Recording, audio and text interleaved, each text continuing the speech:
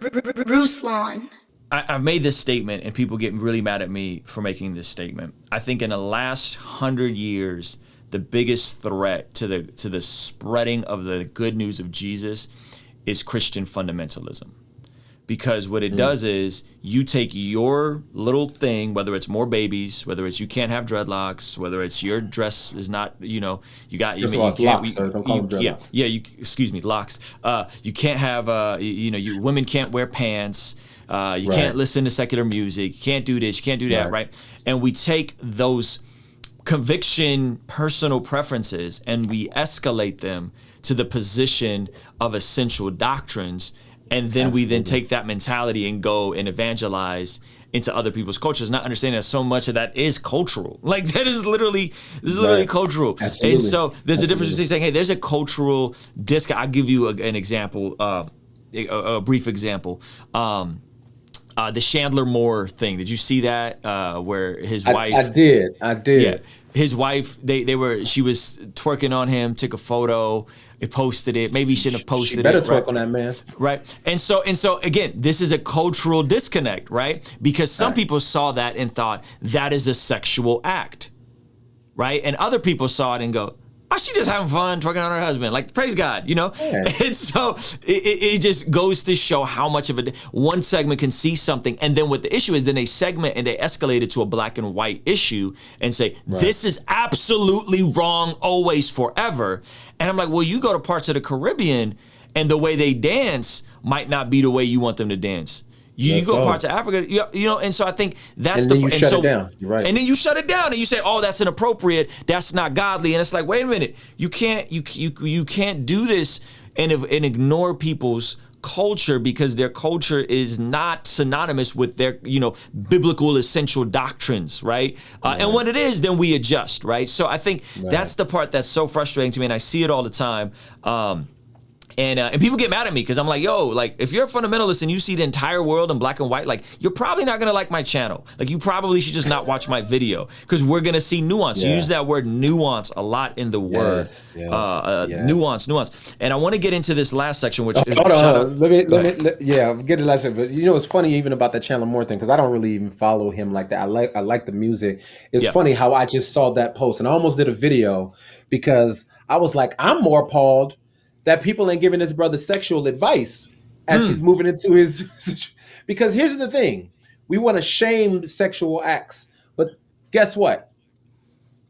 I'm just gonna throw a number out there. Probably 70% of the people who are on these comments and threads are sexually frustrated because they don't have real conversations about sex with their pastors or with therapists or with people or with their spouses, and they're frustrated and then they're going out here chasing pornography or having adulteries or committing affairs because they don't know how to communicate what they really want sexually in life. And this is the reason why most people who are having who see the church as an obstacle, not only just for what we would call a sexual ethic in Christianity, but even outside in the LGBTQ community, like they have a lot of legitimate angst towards the church because we do not know how to talk about real issues.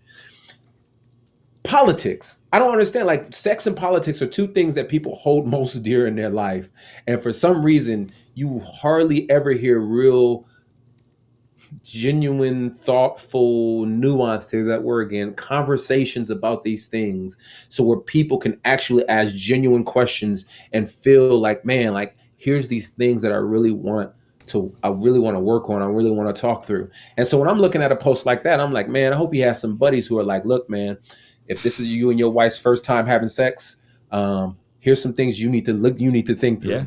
Guess what? You have a whole lifetime to get better at it. Your first time, it may be terrible. Maybe it may hurt. It may this, it may that.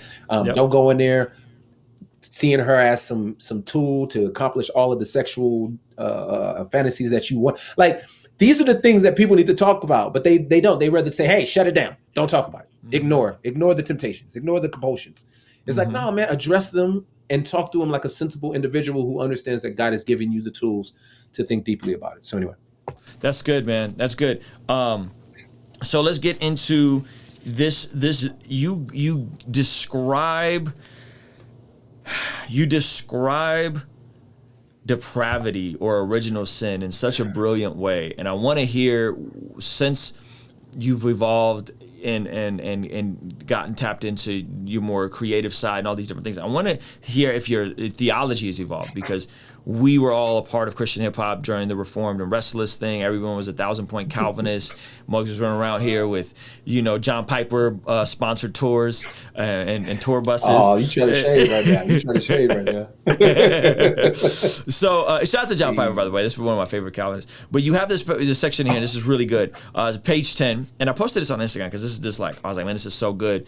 You said the book of Romans states, there is no one righteous, not even one. This is the human condition. We all become the very thing we fight against. The economist can advise a company toward great financial gains while ignoring the effect of her work will have on the poor. The activist for justice can be so consumed with outrage that he slowly slips into a version of the moral despotism he opposes. The theologian can conveniently emphasize principles in her teaching that fit comfortable cultural norms while ignoring points that challenge them. And then you go on to say, cartoons and comic books benefit from the characters of heroes and villains. They are simple stories. Kids have limited capacity to interpret the abstract. We need to make it clear to them who the bad guy is, so we drape him in dark colors, make him unpleasant to the eye, and give him a sinister layer and few redeeming qualities. But in real life, if evil were so easily discernible, no one would fall for it. In the real world, heroes cast shadows. Villains can have admirable qualities. Just read the story of Moses, David, or Solomon in the Bible. We ourselves can blur the line between the two with how we think, act, worship, and create. Yeah, that is a brilliant depiction of the state of humanity. That is, I think, such a good encompassing way to communicate the Imago Dei while communicating the original sin that we're born with. That we are both created in the image of God with dignity, with value, with immense potential. However, we are flawed and broken because of sin. You want to expand on that, and then I'm kind of curious, just get into some of the theology stuff. No, we can get to straight to. I think the next line I say, Mic drop. We swing constantly between the reverent and the repentant, and I think that's who we are. We're people who wake up sometimes and we contribute to detriment, and there are times when we wake up, we contribute to flourishing. Yeah. Kingstream Entertainment. Ruslan. Hey, thank you so much for making it to the end of this video. If you found it valuable, please consider giving it a like and subscribing. You can check out one of the other videos related to this that'll be over here. Now, I gotta tell you about a free training I have for anyone that is an entrepreneur, a creative, an artist, but maybe you are unsure on how to find your voice, how to find your niche. I have a free training in the description of this video. Check it out. Once again, thank you so much for watching. I appreciate you, and I will see you on the next video.